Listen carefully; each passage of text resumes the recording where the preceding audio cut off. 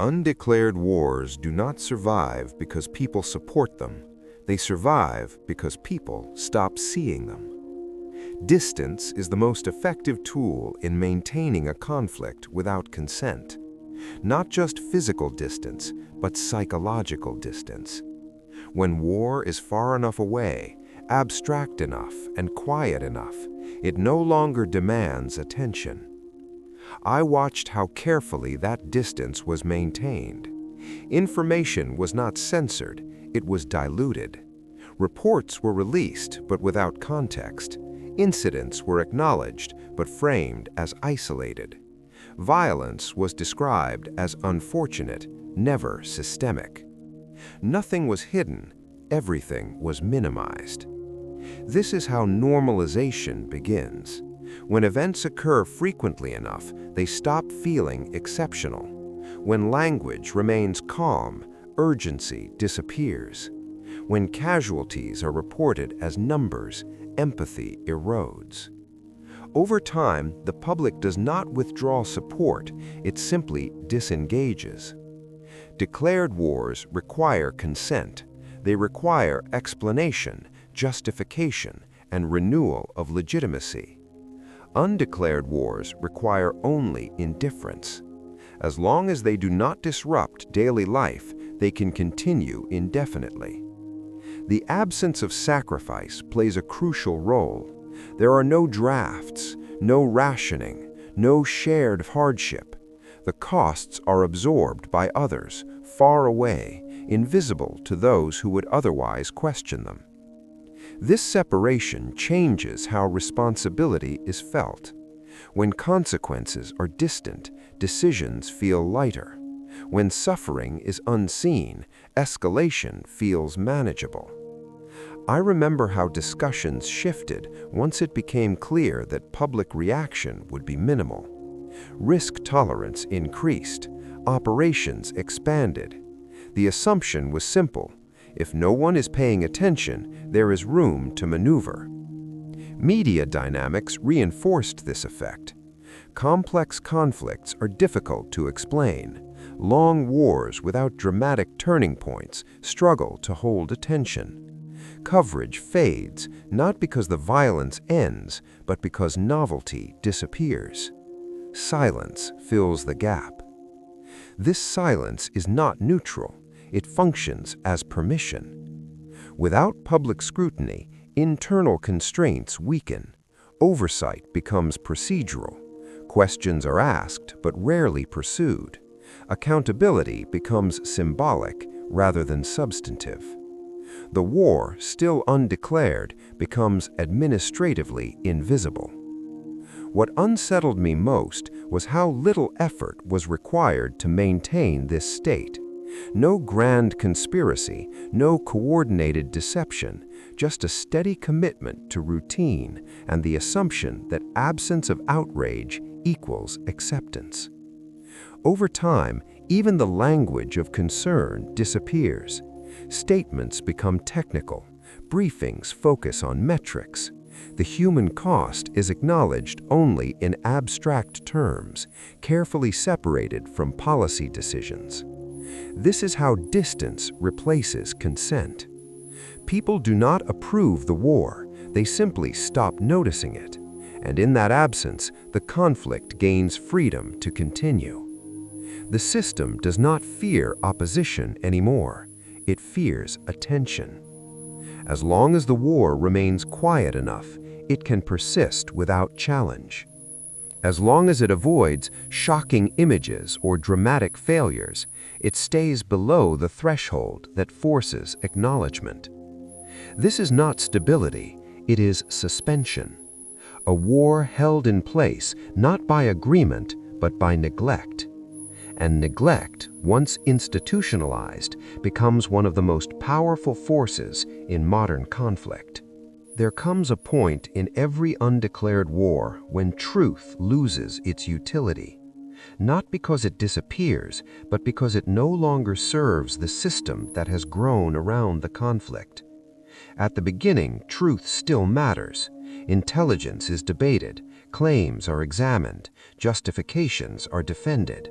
But as the war continues, accuracy becomes less important than consistency.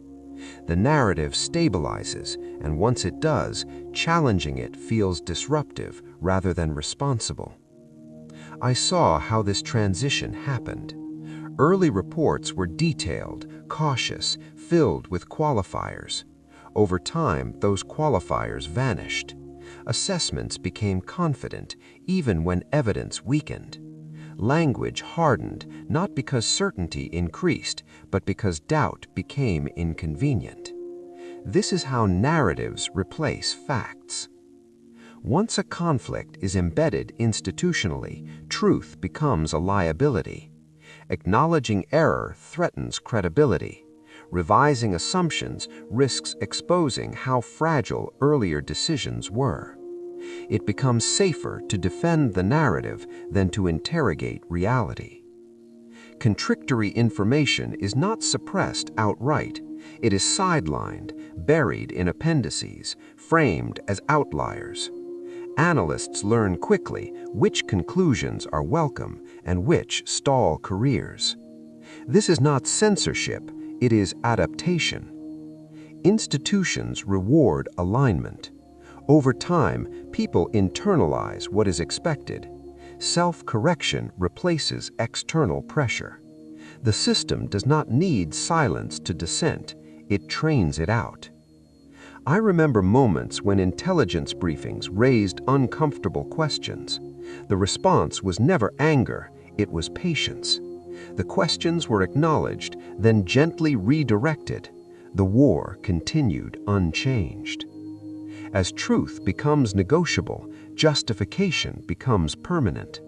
The original reasons for the conflict fade into background rhetoric, repeated out of habit rather than conviction. New reasons are layered on top, each one thinner than the last. Eventually, no one remembers which justification came first. At this stage, the war no longer needs to be right, it only needs to be coherent. As long as the story holds together, as long as it can be explained in a briefing without contradiction, it survives. Facts that threaten coherence are treated as noise. This shift has profound consequences. Without truth as an anchor, policy drifts.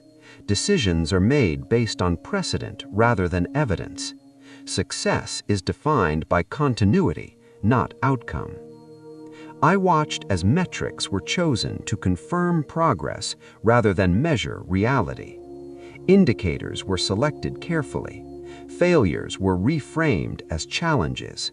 Stalemate was presented as stability. The war became narratively self-sustaining. Public communication followed the same logic. Statements emphasized resolve, commitment, responsibility. Rarely did they address effectiveness. Questions about end states were avoided. Endings imply accountability. In an undeclared war, accountability is the most dangerous concept of all. Once truth loses its central role, the system becomes resilient to failure. No setback is decisive, no contradiction is fatal. The war adapts by absorbing criticism rather than responding to it. This is how conflicts survive long after their strategic rationale collapses. And the longer this condition persists, the harder it becomes to imagine a return to reality-based decision-making. The system forgets how to stop. At that point, the war is no longer controlled by strategy, it is controlled by inertia. And inertia is extremely powerful.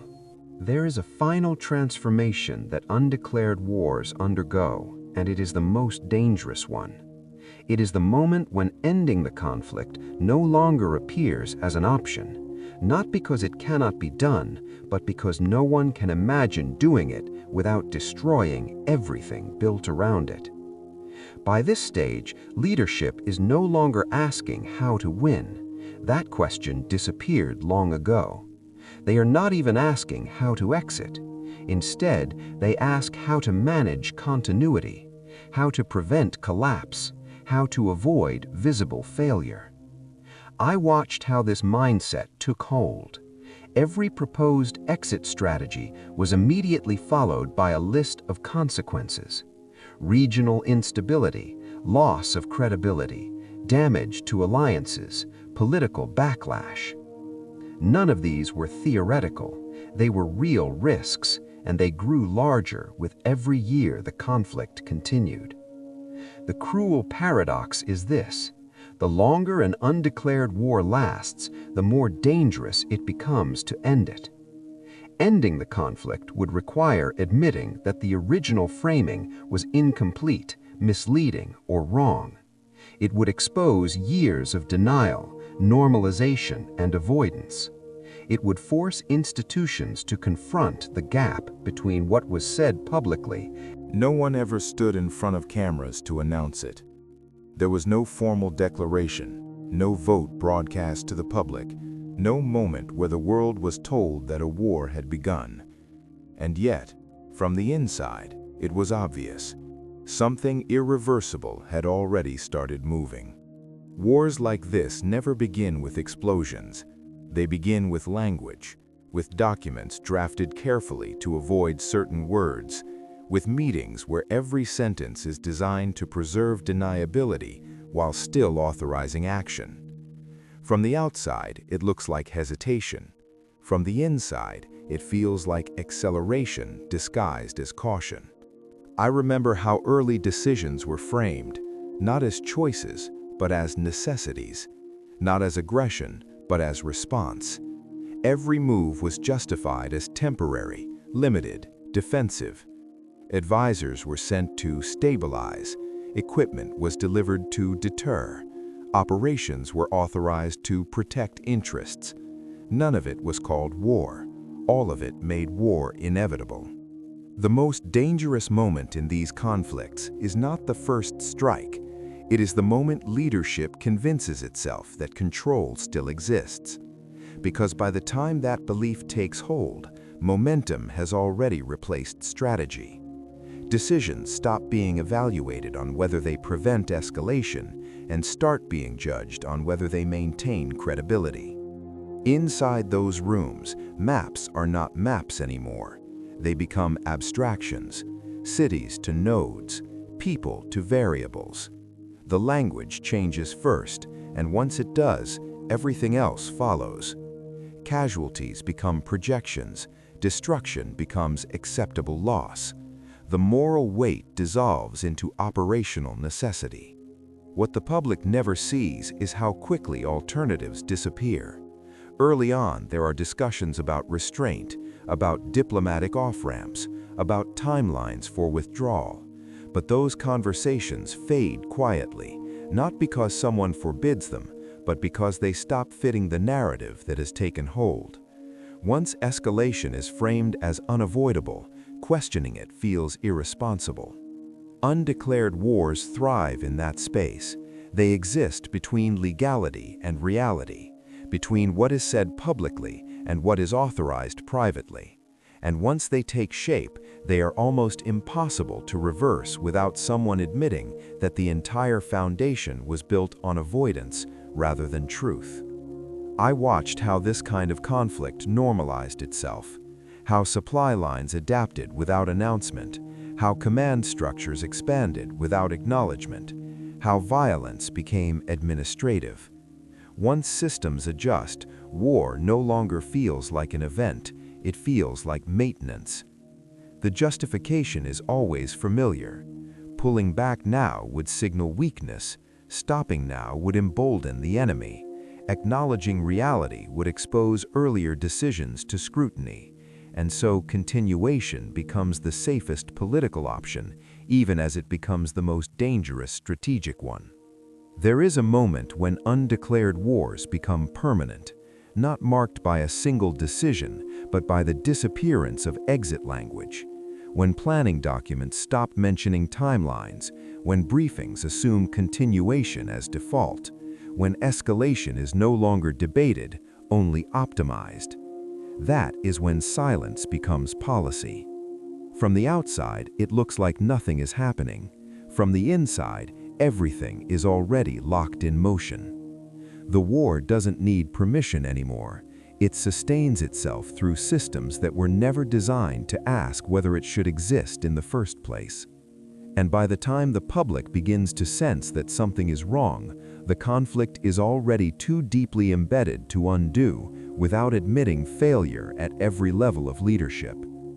This is how undeclared wars are fought without being named, not through deception alone, but through avoidance, not through chaos, but through order, not through madness, but through logic applied without restraint. And this is only the beginning. Plausible deniability is not created to hide guilt, it is created to remove responsibility.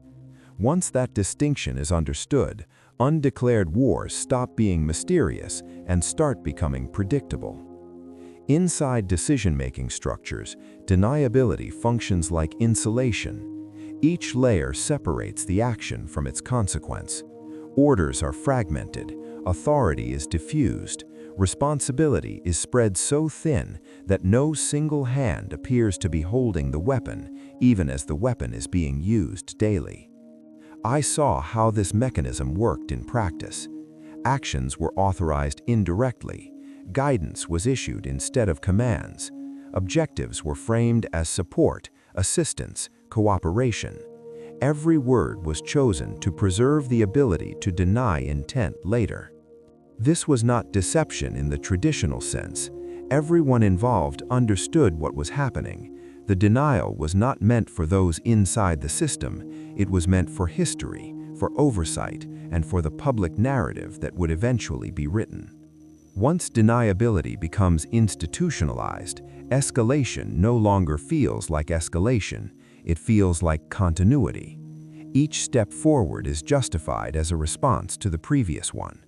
Momentum replaces intent, and the system begins to move on its own logic. The most effective undeclared wars are not hidden, they are normalized. They are reported as background noise, small incidents, isolated events, nothing that requires a declaration, nothing that demands accountability. The conflict becomes part of the environment. What surprised me was how quickly institutions adapted. Legal frameworks stretched without breaking, budget lines shifted quietly, emergency authorizations became routine renewals. The war, still officially unnamed, became operationally permanent. Institutions do not crave violence, they crave stability, and paradoxically, a continuous low-intensity conflict can feel more stable than uncertainty. As long as the conflict remains contained, predictable, and manageable, it becomes easier to justify than to dismantle. This is how dependency forms. Entire departments emerge whose sole function is to manage the conflict. Intelligence units specialize in it. Contractors align their services around it. Analysts build careers interpreting its patterns. The war becomes an ecosystem. Once that ecosystem exists, incentives shift. Success is no longer defined by ending the conflict, but by managing it efficiently. Reduction of violence becomes less important than its predictability. Control replaces resolution as the primary objective. Language adapts accordingly. Words like victory disappear. They are replaced by containment, stabilization, and risk management. These terms imply permanence without admitting it. I remember sitting through discussions where outcomes were treated as inevitable, not because they truly were, but because acknowledging alternatives would have required confronting earlier decisions. It was easier to continue than to reconsider. This is the trap of undeclared war. Ending it requires admission, and admission threatens credibility, careers, alliances, and institutional identity. The cost of truth grows with every month the conflict continues. Over time, even those who were initially cautious begin to adapt. Resistance softens, dissent becomes impractical. The system rewards compliance, not reflection. Silence becomes a survival skill. The war, still unnamed, now shapes everything around it. Intelligence priorities shift, media narratives align, public attention is managed through distraction or fatigue. The conflict persists not because it is effective, but because it is embedded. From the outside, analysts argue about whether a war is truly happening. From the inside, the argument feels irrelevant. Weapons are moving, people are dying, control has already been lost. The most unsettling realization is that no single decision created this outcome. It emerged from accumulation, from hundreds of small choices, each justified, each defensible, each insufficient on its own to trigger alarm. That is the genius and the danger of undeclared war. It allows war to exist without ever demanding a moment of reckoning. And once that mechanism is in place, it rarely stays confined to one conflict. Institutions learn from it, they refine it, they reuse it. What began as an exception becomes a template. By the time the public begins to ask whether a war is happening, the system has already answered that question internally. The answer is yes. It simply has no incentive to say so out loud. This is how deniability stops being a shield and becomes a weapon, not against an enemy, but against accountability itself. And the longer it works, the harder it becomes to imagine any other way of operating. There is a moment when an undeclared war stops being a problem to manage and starts becoming a structure to maintain. It happens quietly, without